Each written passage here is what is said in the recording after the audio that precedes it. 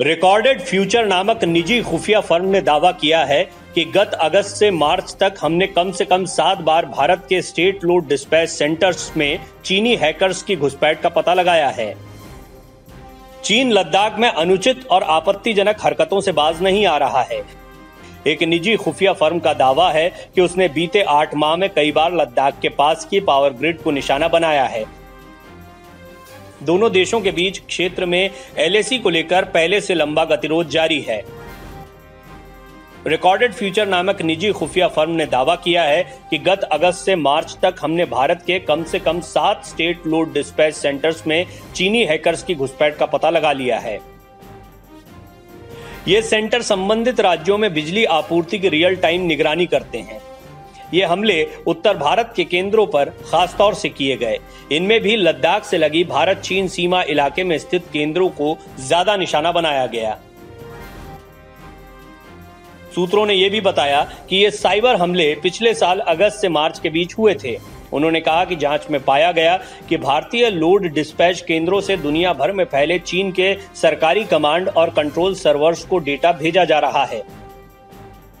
Recorded future ने कहा कि पावर ग्रिड के केंद्रों को निशाना बनाने के अलावा चीन के सरकारी हैकर्स ने भारत के आपात प्रतिक्रिया तंत्र पर भी धावा बोला। फर्म ने यह भी कहा है कि उसने ये रिपोर्ट जारी करने से पहले अपने निष्कर्षों के बारे में केंद्र सरकार को सतर्क कर दिया था। सरकार ने अभी तक उसकी रिपोर्ट पर कोई टिप्पणी नहीं की है। ये फर्म विश्व के सरकारी हैकर्स पर नजर रखने वाली सबसे बड़ी खुफिया कंपनियों में शुमार है। इसका कहना है कि चीनी हैकर्स पावर ग्रिड के सेंटर्स के आसपास के बुनियादी ढांचे की जानकारी जुटाना चाह रहे थे।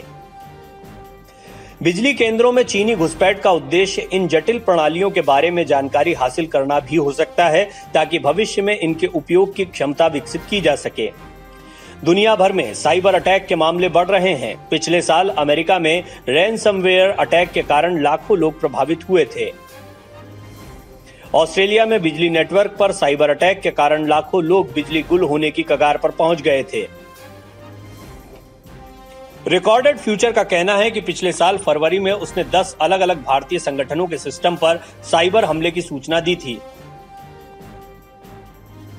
भारत चीन के बीच 3500 किलोमीटर लंबी सीमा है। इससे सटे कुछ क्षेत्रों को लेकर चीन दावा करता रहा है। दोनों देशों के बीच 1962 में जंग भी हो चुकी है। 2020 में एक बार फिर दोनों देशों में संघर्ष हुआ, जब लद्दाख में चीनी सेना ने घुसपैठ की कोशिश की। गलवान घाटी में हुए इस संघर्ष में चीन को भारी नुकसान उठाना पड़ा था। वहीं भारत के भी 20 जवान शहीद हो गए थे।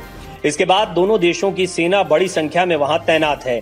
तनाव और सेना हटाने के लिए 15 बार सैन्य कमांडर स्तर की वार्ता हो चुकी है। कुछ क्षेत्रों में सैन्य वापसी हो चुकी है, बाकी को लेकर चर्चा जारी है। Video desk अमरउजाला.com। डाउनलोड करें अमर उजाला ऐप और पाएं खबरें लगातार। अगर आप ये वीडियो YouTube पर देख रहे हैं तो हमारे चैनल को सब्सक्राइब करें और बेल आइकन को दबाना ना भूलें। अगर आप Facebook पर ये वीडियो देख रहे हैं तो हमारे पेज को लाइक करें।